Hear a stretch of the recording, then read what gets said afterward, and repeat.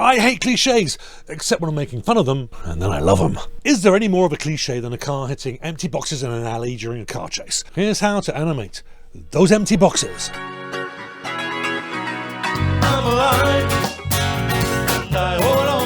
Well, hello, my name's Mark David Stallard, and welcome to I'm Alive Animation. I'm going to show you how to animate this.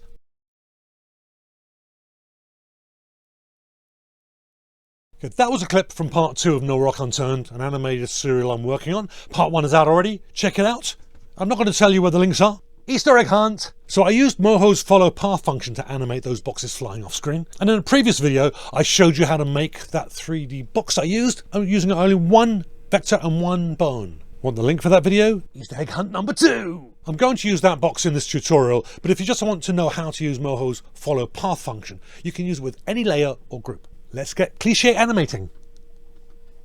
Okay, so here we are. We've got the box that we created in the last tutorial is right there. Quick demonstration. It's brown on the front where I left it.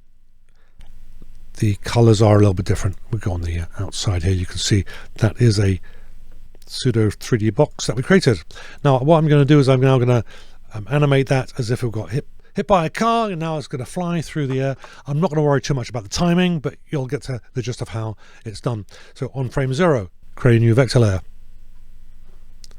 Okay, and we'll call that path just so I know what it is. And I'm going to draw a path in. Now this has to be a single line, not a shape. Do not create this as a shape. This is just a vector line with no other qualities other than it's a line. And you've got all the time in the world to make this look good. You can change the path whenever you like at any point. You can, I think you probably could even do it during the animation, although I haven't tried that. No reason why you can't animate those points. So what I'm going to do then is, now I've got the path laid out, that's basically the direction I want the box to fly off. I'm going to highlight the box group, then click on this thing here which is follow path, and I'm going to click on that. It's being difficult for me.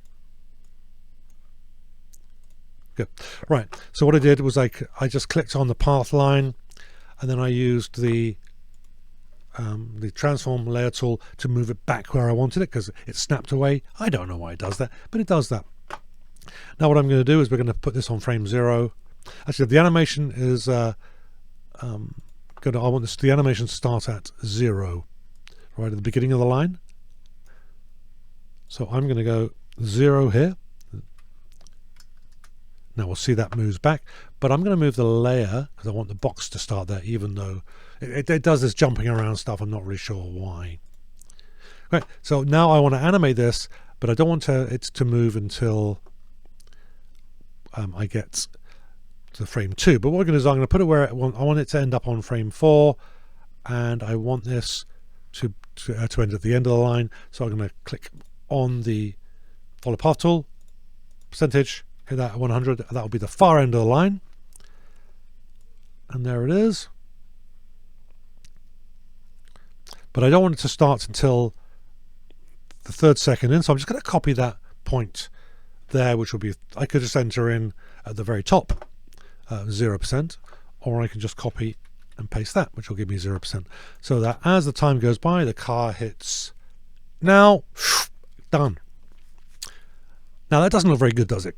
What we want is for the box now to spin a bit in space. So I'm going to set the box where I want it, and do excuse the colors there. This is as much just to show you, to remind you that this is a 3D object.